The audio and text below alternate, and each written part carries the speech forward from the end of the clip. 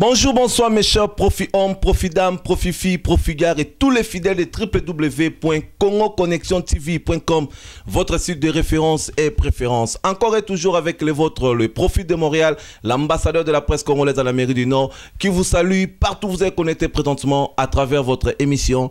Vous avez droit de savoir.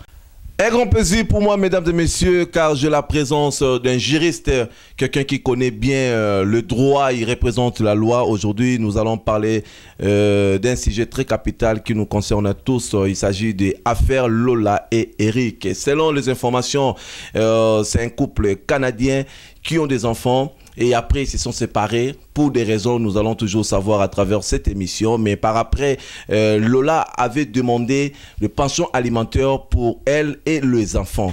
Alors, la justice a décidé le 25 janvier 2013 à Ottawa, le Cour suprême a décidé contrairement selon la demande de Lola. Alors, à travers cette émission, vous avez le droit de savoir. Nous allons savoir beaucoup de choses. C'est pour cela que j'ai invité quelqu'un qui est dans les domaines pour qu'il puisse nous expliquer c'est quoi de différents statuts de mariage qui est aux alentours de Bamboka et Poto et puis genre de situation, c'est sûr et certain que ça nous arrive souvent et souvent aussi les femmes gèrent ça mal ou les hommes aussi autrement. Donc à travers cette émission, je pense bien que mathématiques sera vraiment exact parce que lui il est là pour défendre et expliquer et représenter en même temps la loi sur le plateau de Vous avez droit de savoir. Avant de commencer l'émission, mesdames et messieurs, comme c'est une émission qui parle de droit, je ne peux jamais commencer sans de laisser la place à notre juge de nous donner un bon coup de marteau. Là, je vais demander à notre juge de nous donner un coup de marteau pour que nous puissions commencer cette émission avec liberté. Votre honneur, frappe les marteaux.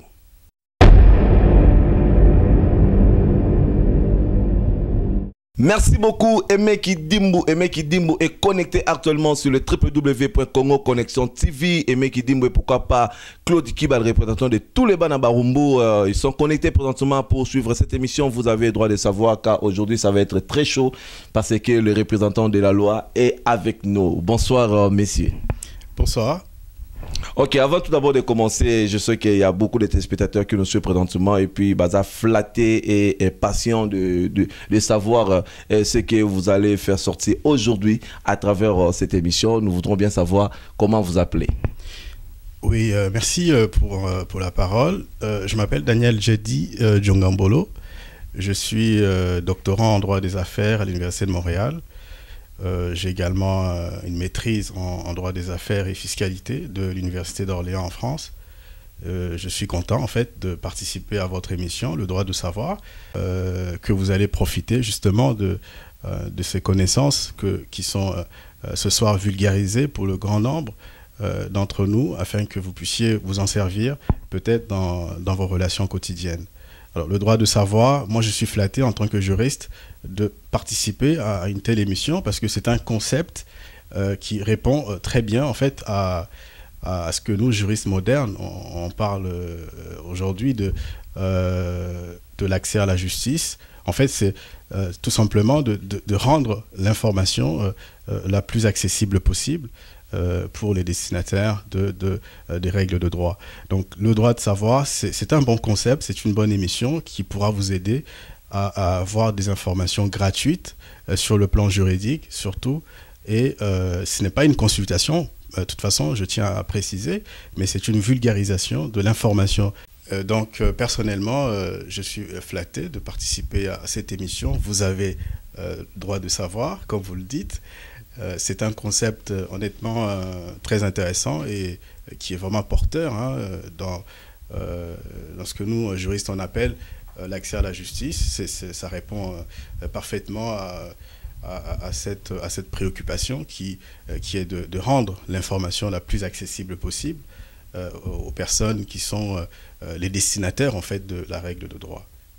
Merci beaucoup, Daniel. Nous sommes très contents de vous recevoir, messieurs Daniel, juriste. Monsieur Daniel, alors, à ce qui concerne ce sujet, affaire Lola, quelles sont tes impressions? Est-ce que tu peux nous expliquer concrètement, vraiment, que veut dire le procès de Lola selon la décision de la justice de la Cour suprême du Canada le 25 janvier? Est-ce que la justice a été vraiment juste ou injuste par rapport à ces situations? Merci de votre question. Je pense que c'est Cette affaire n'est pas une affaire vraiment à prendre à la légère. C'est une question qui touche beaucoup de gens ici au Québec. Alors, avant peut-être de commencer à vous expliquer les notions qui sont soulevées dans cette affaire, je voudrais peut-être, si vous me permettez, de résumer un peu les faits pertinents de cette affaire, affaire Lola et Eric. Alors, dans cette affaire, il faut savoir que Lola vivait en union libre avec Eric. Et puis, il y a eu une séparation qui est intervenue donc, entre les deux. Et Lola avait demandé à Eric de lui verser une pension, ce qu'on appelle la pension alimentaire, et la possibilité de pouvoir partager le patrimoine familial. Alors, pour justifier sa demande, Lola s'est appuyée sur les dispositions du droit familial du Québec concernant la pension alimentaire et le patrimoine familial. Malheureusement pour Lola, au Québec, la loi donc, sur le patrimoine familial et la pension alimentaire ne concerne que les couples mariés ou les couples qui sont unis civilement. Alors, tout à fait logique en ce moment-là que la jurisprudence de la Cour suprême du Canada refuse en fait la demande de Lola qui voulait bénéficier de la pension alimentaire et du partage du patrimoine familial. Alors, la question qui était posée au juge était celle de savoir si la loi québécoise qui interdit le versement de la pension alimentaire aux couples non mariés en cas de séparation et la possibilité de partager le patrimoine familial, si cette loi était discriminatoire. Parce que, parallèlement donc, à cette interdiction, les couples mariés ou les couples qui sont unis civilement ont en fait le droit de pouvoir demander une pension alimentaire en cas de séparation et puis la possibilité de partager le patrimoine familial. Alors, à cette question, les juges ont dit que, effectivement, la loi québécoise était discriminatoire. Par contre, c'est une discrimination qui est justifiée donc, par rapport à la situation de Lola et Eric, comparativement, si vous voulez, aux droits et obligations qui sont reconnus aux couples mariés et aux couples qui sont unis civilement. Alors, comme je disais tantôt, la demande de Lola a été rejetée par la Cour suprême du Canada, qui est une juridiction de dernier degré, en fait, c'est-à-dire qu'on ne peut plus contester cette décision. Elle a été rendue et puis c'est terminé. Il n'y a plus de débat sur le plan judiciaire concernant la question de couples non mariés qui voudraient demander les avantages qui sont reconnus, en fait, aux couples mariés, aux couples qui sont unis civilement. Alors, il faut savoir que cette décision, elle dit deux choses, en fait. La première chose est que les couples mariés et les couples qui sont unis civilement, je vais pouvoir expliquer la différence, ont des avantages et des obligations qui leur sont propres et que ces avantages et ces obligations qui sont reconnus à ces couples-là ne sont pas applicables aux couples qui sont en union de fait, les gens qui ne sont pas mariés mais qui vivent ensemble. Alors, la deuxième information qu'il faut retenir de cette décision de la Cour suprême du Canada est que les couples qui ne sont pas mariés ou qui ne sont pas unis civilement n'ont aucune garantie, aucune protection juridique.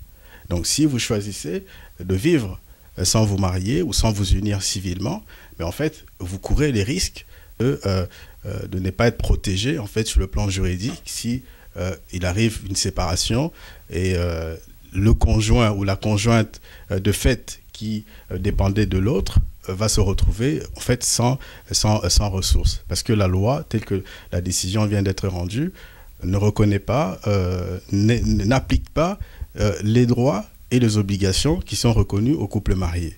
Alors, généralement, les avocats ici au Québec conseillent aux couples qui ne sont pas mariés de pouvoir conclure ce qu'on appelle un contrat de vie commune. Donc, et ça permet aux couples non mariés de pouvoir préparer, si vous voulez, les conséquences d'une éventuelle séparation. Là, vous pouvez inclure tout ce que vous voulez. Si il advenait une séparation entre vous, vous pouvez inclure que l'autre conjoint versera une somme d'argent au titre de pension alimentaire à l'autre ex-conjoint, etc.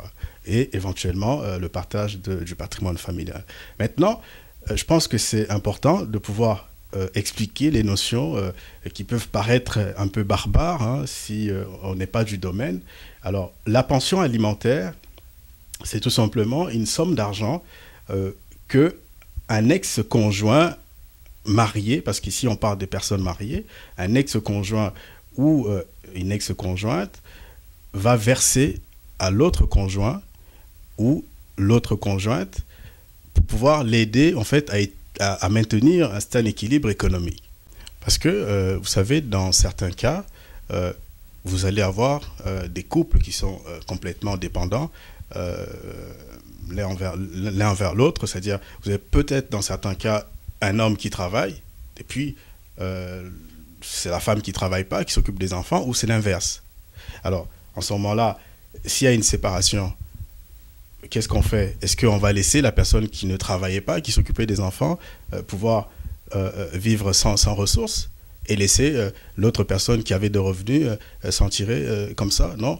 Alors, la justice, le droit est là pour essayer justement d'établir un certain nombre d'équilibres entre ce couple-là, dans le cas que je viens de donner comme exemple. C'est-à-dire qu'on va donner une certaine somme à la personne qui avait moins de ressources, mais qui vivait grâce aux ressources de l'autre personne.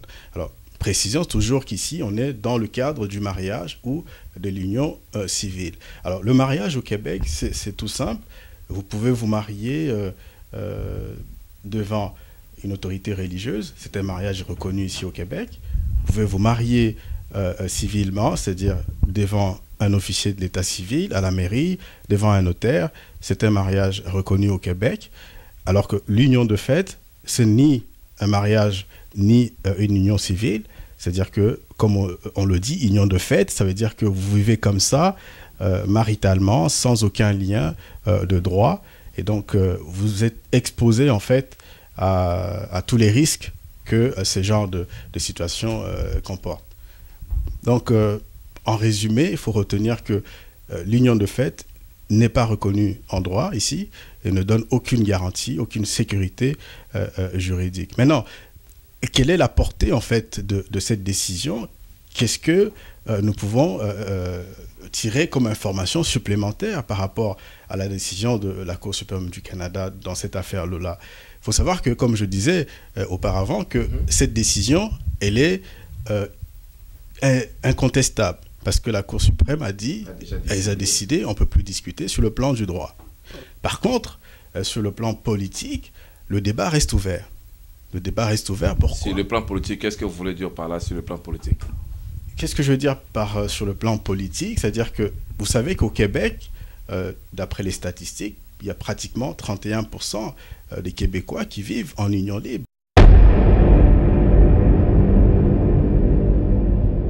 J'aimerais bien que tu puisses souligner sur la communauté africaine que les Québécois. Ok, merci de votre question et votre précision en fait. Mais quand je parle de Québécois, je parle de tout le monde. Toutes les personnes qui vivent au Québec sont considérées comme des Québécois. Donc les statistiques qui disent 31% des Québécois vivent en union libre, ça comprend tout le monde. Les immigrants, les Québécois de souche, etc. Donc je disais que c'était une donnée essentielle. C'est une situation, comme on dit souvent, c'est un contexte socio-culturel qui est en train d'évoluer au Québec. 31%, c'est quand même important.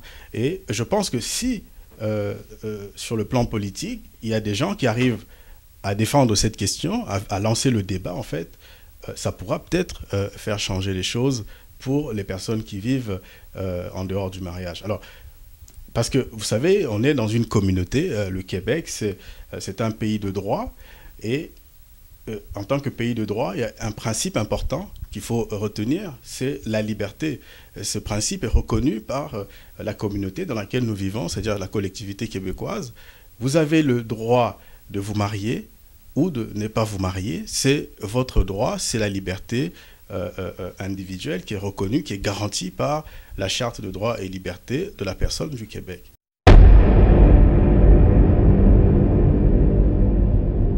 Alors moi, ce que je trouve comme un peu bizarre dans cette affaire, c'est que si vous reconnaissez à ces gens-là le droit de choisir le mariage ou de ne pas choisir le mariage, c'est-à-dire de vivre en union libre, pourquoi en fait les sanctionner?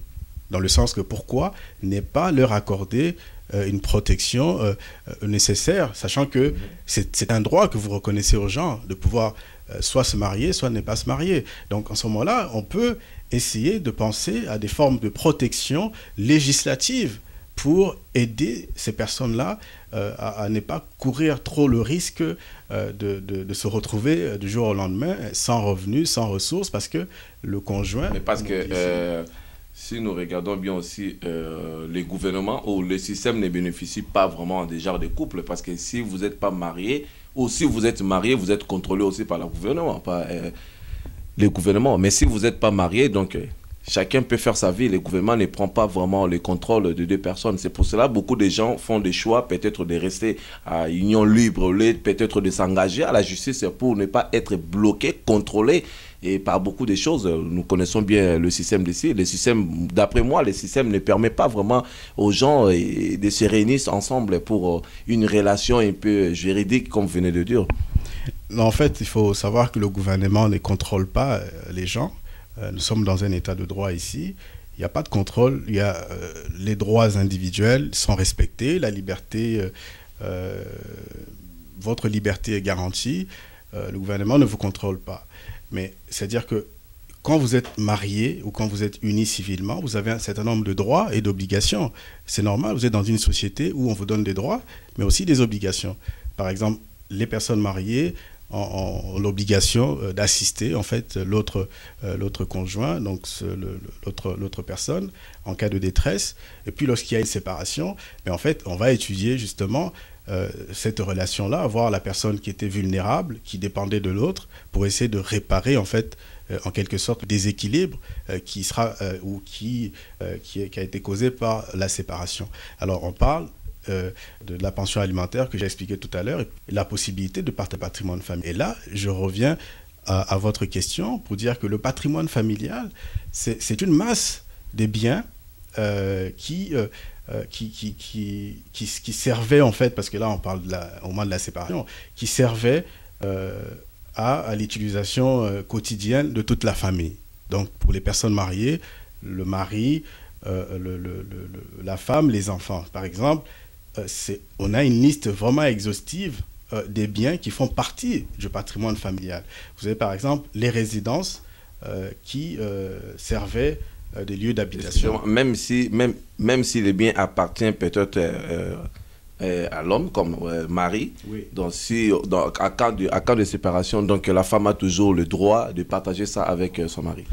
La femme a le droit, l'homme aussi a le droit de pouvoir demander le partage du patrimoine familial, parce que ce partage-là, c'est peu importe le propriétaire des biens qui font partie justement du patrimoine familial. Il y a une liste vraiment établie. Je donnais les exemples de la résidence principale, par exemple, là où vous vivez avec votre épouse, et ça peut être aussi les voitures que vous utilisez en fait pour pouvoir vous déplacer. Ça peut être les intérêts que vous avez accumulés dans un fonds de retraite ou les points que vous avez enregistrés ou accumulés selon la loi sur le régime de rente du Québec. Donc c'est vraiment une liste exhaustive. Si je comprends bien, donc tout cela, il faut que ça soit bien déclaré avant. Si vous avez des points accumulés dans un régime de retraite, c'est légal, c'est enregistré.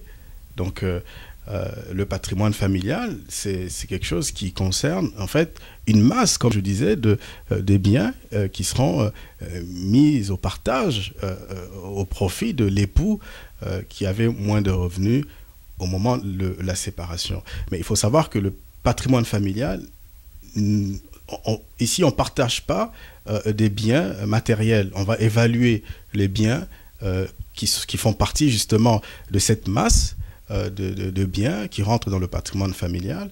On va évaluer tous ces biens et ça va dégager une somme d'argent qui sera partagée entre les deux ex-conjoints ou ex-époux ou ex-épouses, si vous préférez aussi.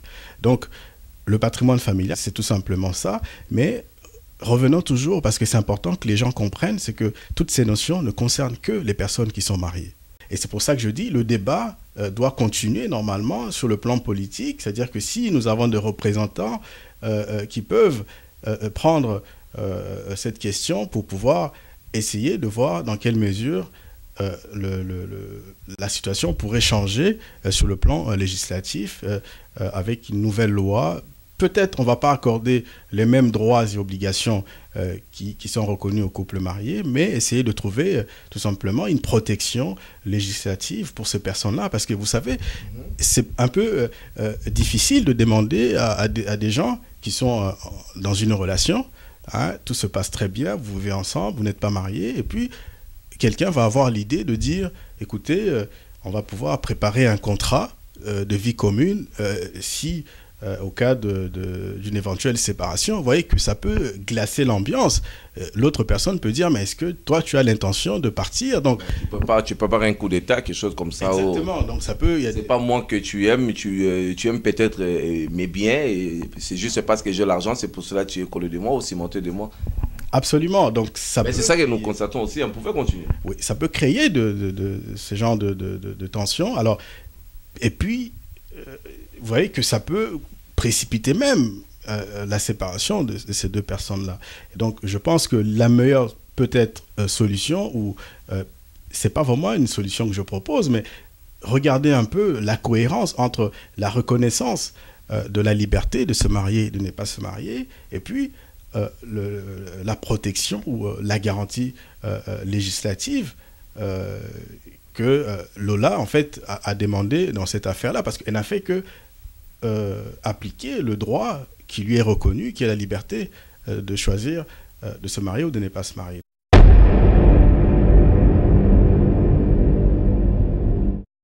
Bah, écoutez, moi je pense qu'à la base, lorsqu'il y a une séparation, il y a bien un conflit, il y a bien un malentendu qui a abouti à une séparation. Donc il y a des tensions entre l'ex-époux et l'ex-épouse, ou l'ex-épouse et l'ex-épouse, comme vous voulez. Maintenant, ce sont des choses qui sont regrettables pour les enfants. Il faut un climat quand même un peu paisible, parce que déjà pour les enfants, c'est pas facile de voir que les deux parents se séparent. Donc je pense que la meilleure des choses à faire, c'est sur le plan humain, c'est que les deux personnes doivent montrer qu'elles sont responsables et qu'elles devraient se conduire en adulte et essayer de conserver une bonne relation, un bon climat par rapport aux enfants, pour l'intérêt des enfants. Alors, sur le plan juridique, maintenant, s'il y a des problèmes, vous pouvez toujours vous tourner vers les tribunaux pour essayer de régler ce genre de situation. Mais généralement, les tribunaux ne vont pas s'attarder sur les comportements que vous allez développer après la séparation. Ils vont regarder sur le plan du droit qui a le droit de garde, qui n'a pas le droit, etc. Donc, si vous avez le droit de garde des enfants et que la femme refuse, effectivement, elle contrevient à une décision de justice. Et là, vous pouvez toujours repartir vers les tribunaux. Mais pour ce qui est de comportement, il faut mettre l'accent là-dessus, c'est un problème relationnel. Donc là, il faudrait que les gens se conduisent en responsables, en adultes, pour éviter en fait de perturber les enfants qui sont déjà perturbés par la séparation de leurs parents. Donc c'est tout ce que je peux dire sur ce point-là. Beaucoup de gens déplorent le système de ce pays à ce qui concerne le couple, parce que si nous avons bien remarqué, c'est comme si le système est bien établi pour favoriser les femmes selon l'histoire du Québec, selon l'histoire du Canada. Alors, beaucoup de gens déplorent ça, beaucoup de gens réclament. Il y en a même qui ont abandonné le travail à cause des pensions alimentaires. Il y en a beaucoup qui ont quitté même le pays pour le système de ce pays par rapport au couple. Alors, vous, comme vous êtes mieux placé pour nous parler de ça, quelles sont les différences? Comment vous trouvez le système de ce pays pour les couples? Est-ce qu'effectivement, le système favorise plus les femmes que les hommes, ou comment? Nous voudrons savoir, l'homme est placé à quel niveau? Alors, je ne sais pas ce que je peux répondre par rapport à cette question, mais il faut que vous sachiez que dans ce pays, il y a un principe fondamental. Il y a beaucoup de principes qui sont garantis par le droit ici au Canada et particulièrement au Québec. Il y a l'égalité entre hommes et femmes. Alors, je vois mal un pays comme le Canada qui garantit ces genres de droits puisse mettre légalement l'homme en dernière position par rapport à la femme. Donc, dans le cadre du mariage, effectivement, comme je disais, il y a un certain nombre de droits et obligations. Donc, vous pouvez trouver dans une situation où c'est la femme qui avait plus de moyens que l'homme. Et à ce moment-là, c'est la femme qui sera contrainte de payer la pension alimentaire pour l'homme. Donc, il n'y a pas d'inégalité à ce niveau-là. On va regarder la situation du couple, la personne qui avait plus de moyens, et c'est cette personne-là qui va prendre en charge l'autre conjoint ou l'autre ex-conjointe pour l'assister à pouvoir trouver un certain équilibre dans sa vie de tous les jours. Donc, moi, je dirais qu'il n'y a pas de position, dernière position, cinquième position par rapport à l'homme ici au Québec. Il faut juste savoir dans quelle situation on se trouve et qui sera obligé de payer ou qui sera bénéficiaire de la pension alimentaire. Donc, voilà. Mais peut-être vous constatez que dans la vie de tous les jours, les femmes sont plus dans une situation favorable pour bénéficier d'un certain nombre des droits qui sont garantis aux couples mariés. Vous pouvez peut-être penser que les femmes sont plus protégées que les hommes. Ça, c'est un constat qui peut se faire, comme vous l'avez dit. Mais moi, je vous parle en termes de droit. C'est que le droit dit ici, il n'y a pas de discrimination entre hommes et femmes. Donc, on est tous sur le même pied d'égalité. Lorsqu'on est marié, on peut se retrouver avec une pension alimentaire alors qu'on est homme. Alors, en Afrique, effectivement, ça peut paraître un peu bizarre parce que c'est l'homme qui est le chef de la famille. Alors, c'est l'homme qui travaille, puis la femme reste à la maison. Mais même si aujourd'hui, les choses ont évolué, même en Afrique, les femmes travaillent. Moi, je ne peux pas accepter une telle distinction entre hommes et femmes aujourd'hui. Donc, on est tous sur le même pied d'égalité. Ce qu'il faut reconnaître, c'est que quand on fait une appréciation générale de la situation, on va voir la personne qui est plus vulnérable et qui a même de pouvoir bénéficier de l'assistance de l'autre. D'après vous, quand vous êtes dans les droits, est-ce qu'il y a vraiment des risques? Nous voudrons savoir des risques. Quels sont les risques pour les femmes monoparentales? Mais écoutez, les risques juridiques, je n'en vois pas. Les femmes monoparentales, ce sont des femmes qui réfléchissent comme les hommes.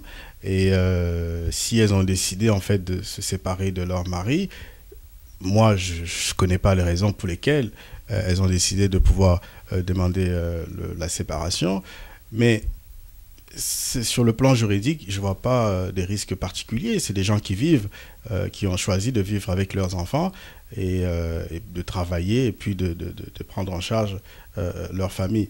Mais ils vivent pas vraiment une vie meilleure, malgré des allocations, malgré des pensions alimentaires. Ils ont toujours des difficultés de faire autre chose que ça. Ils ont même des difficultés d'aller au travail. Ils ont même des difficultés de faire une formation. Ils ne bougent pas, ils restent là à la maison. C'est l'activité qu'ils font. Et d'après moi, c'est d'aller accompagner les enfants à la garderie. Après, ils rentrent, ils restent au téléphone parce qu'il n'y a pas vraiment d'autres choses à faire après. Juridiquement, je sais que oui, il n'y en a pas. C'est pour cela qu'il y a beaucoup même de femmes qui prennent de mauvaises décisions parce que la justice, comme je disais tout à l'heure, le système est établi selon les impressions que le système donne, d'après plusieurs hommes, que le système protège les femmes. Mais après ça, les femmes, quand ils se décident, en espérant que bon, demain je vais vivre mieux et j'aurai l'argent, je vais faire ça, mais après, ce n'est pas ça une vie. Parce que nous avons constaté ça, et tant qu'on peut quand même sortir un peu de droit, et tant qu'une personne, et qu'est-ce que tu peux dire à ces femmes-là? Mais pour les enfants aussi, parce que les enfants souffrent aussi pour ça. Absolument. Mais écoutez, ça c'est un problème qui concerne peut-être la communauté congolaise. Moi, en tant qu'être humain, en tant que Congolais, je suis en fait déçu d'apprendre qu'il y a beaucoup de gens dans la communauté qui sont dans cette situation-là. Nous devrions normalement être solidaires quand on vit loin de notre pays et essayer en fait de régler les différends, s'il y a des différends entre nous, entre les couples, pour éviter ce genre de situation. Parce que j'avoue que pour les enfants, ce n'est pas du tout facile de se retrouver entre deux parents qui se sont séparés, qui ne s'entendent pas, il y a des problèmes. Donc, sur le plan humain, c'est très compliqué. Il faut que les gens arrivent à comprendre, à réfléchir qu'en fait, il faut qu'ils arrivent à réfléchir un peu par rapport à toutes ces conséquences-là. Il ne faut pas seulement aller demander justement ce que le droit vous donne pour après se retrouver dans une situation où il y a des limites, où vous voyez que humainement, vous ne pouvez pas gérer les choses. Donc, c'est tout à fait un problème peut-être comportemental, je ne sais pas comment le qualifier, mais je déplore le fait que dans la communauté, ce genre de situation arrive fréquemment, comme vous le dites. Donc, qu'est-ce que je peux donner comme conseil? C'est essayer déjà de prendre conscience que vous n'êtes pas au Congo, vous êtes à l'étranger et que quand même, quelque part, il y a l'image du Congo qui est en jeu quand vous vivez au milieu des autres communautés, comme dans un pays comme le Canada, il y a plusieurs communautés. Donc, avoir une façon de vivre qui soit respectable, qui soit digne, moi, ça me paraît tout à fait correct. Maintenant, c'est à chacun de pouvoir tirer les conséquences de ses actes et puis voir si, effectivement, la personne trouve qu'elle s'est trompée dans ses décisions, si elle peut revenir en arrière. Tout ça, c'est un jugement personnel qui peut s'installer dans les chefs de chacun d'entre nous. Donc moi, que pensez-vous des réactions de la police quand souvent la police vient à la maison? Que pensez-vous de ça? Parce que souvent nous constatons que la police, quand il débarque à la maison, il donne toujours, il protège plus la femme, il faut l'homme qui sort de la maison. Et que pensez-vous de ça? Est-ce que c'est une meilleure façon de faire la justice, ou parce qu'on veut savoir pourquoi seulement la police, quand ils arrivent, il faut que l'homme soit dehors? Pourquoi seulement l'homme? Est-ce que c'est juste l'homme qui est danger pour une femme, ou la femme aussi peut être danger pour l'homme? Nous voudrons savoir, parce que ça arrive souvent, nous voudrons savoir pourquoi la police met toujours l'homme dehors, loin de la femme, au cas d'appel. Bah, écoutez, ça c'est... Moi, personnellement, je n'ai pas vécu cette situation-là. Et bon, je ne connais pas non plus dans mon entourage les gens qui ont été confrontés à ce genre de situation.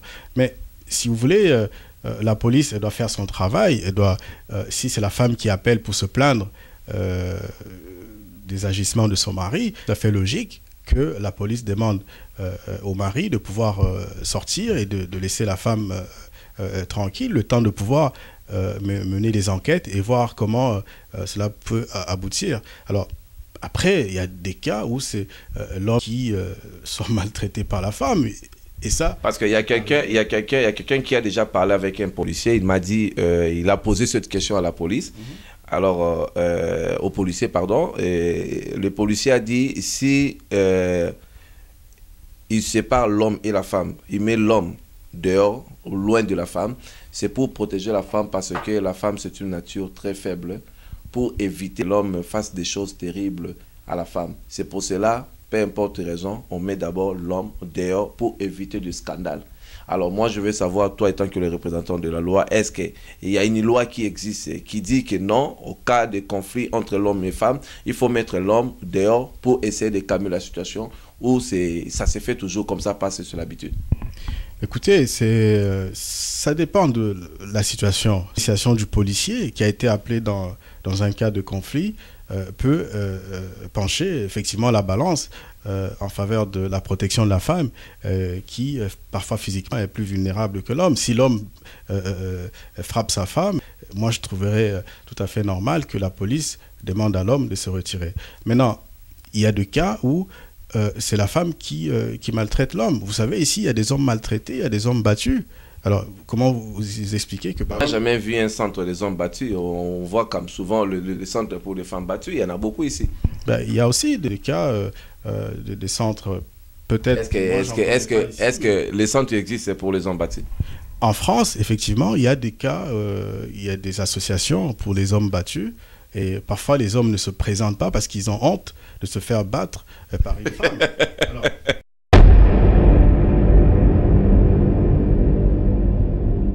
Ok, merci beaucoup. Revenons un peu pour clôturer. Alors, ce qui concerne l'affaire Lola. Par rapport à cette affaire Lola contre Eric, alors, il faut savoir tout simplement que l'union libre n'est pas protégée juridiquement au Québec. Donc l'affaire est vraiment close, il n'y a pas de débat possible sur ce plan-là. Sur le plan judiciaire, on ne peut plus contester la décision de la Cour suprême Canada. Maintenant, je disais tantôt qu'il y avait une ouverture, en fait, sur le débat politique. Si on veut changer vraiment les choses en faveur de 31% et plus des Québécois qui vivent dans cette situation-là, c'est une donnée très importante. En ce moment-là, le débat peut être lancé et puis peut-être, pourquoi pas, influencer un certain changement sur le plan législatif. Mais il faut que les gens puissent prendre ça au sérieux et qu'il y ait des représentants en fait qui s'intéressent à cette question-là. Donc il y a des groupes, j'imagine, de pression qui peuvent travailler là-dessus et éventuellement faire changer la loi actuelle. Pour l'instant, les couples non mariés n'ont aucune protection juridique en cas de séparation. Donc il leur appartient tout simplement de pouvoir préparer les conséquences d'une éventuelle séparation. C'est ce que les avocats disent ici. Leur conseil, en fait, généralement, de préparer un contrat de vie commune. Maintenant, pour un conseil personnel, pour les personnes qui vivent, les femmes monoparentales qui rencontrent des difficultés, écoutez, je disais tantôt que c'est une de responsabilité personnelle, individuelle, c'est une question de conscience, de voir si vraiment la vie qu'on a choisi de mener suite à la séparation est une vie qui convient à vous-même, femme monoparentale, et aux enfants. Donc ça, c'est une affaire personnelle. Je disais que le droit ne peut rien faire pour les situations qui se passent dans les familles, même si vous avez eu votre droit de pouvoir demander le divorce, d'avoir la pension alimentaire, etc. Mais c'est vraiment, il faut avoir un peu l'esprit de faire des jugements personnels pour voir dans quelle voie on s'est engagé. Est-ce que c'est une voie qui nous convient pour nous-mêmes et pour les enfants?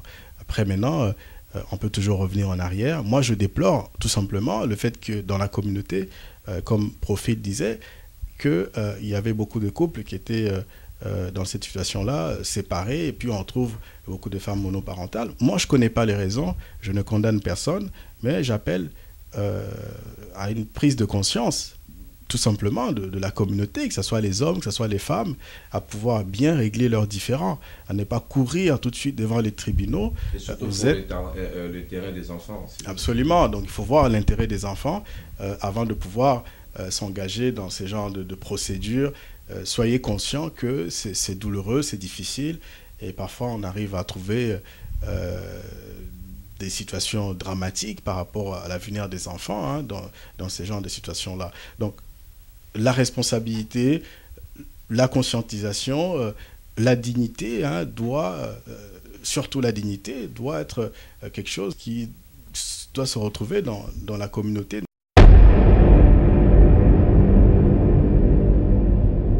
Merci beaucoup d'avoir accepté notre invitation. Merci pour le temps que tu nous as donné dans cette émission. Vous avez le droit de savoir. Je pense que on se verra prochainement aussi. S'il y a un sujet à débattre aussi, vous aurez mon invitation. Merci Aimé Kidim, artiste inconfirmé. Merci Vira Massoudi na Paris, merci Chantal Mopia, Maman Leslie, Alexandra Cindy, Dieu merci Monongi, Guiné Bosuku, merci Guy Mokas au de la fraternité, merci à Gingoyi, merci à Améris, Moana Gemena, Masoleza Rovana, merci à Petinanga Flori Mata, les Juifs Noirs et avec Réussite, merci aussi à Québec, na Petit Mbote Belé et Belé, vraiment, na Petinanga Tchèque Meleve Marcus, Bambote Belé, HK Solutions, on attend toujours des solutions, merci aussi à Capi, Québec, merci aussi également à Jérémy, Vieux Pacha, Mama, Claudine Dobambo Théâtre, surtout Nalingabino Mingi, votre émission est à la fin. Donc là, on va se retrouver à la prochaine, toujours au www.congoconnexiontv.com, votre site de référence et préférence. À la prochaine.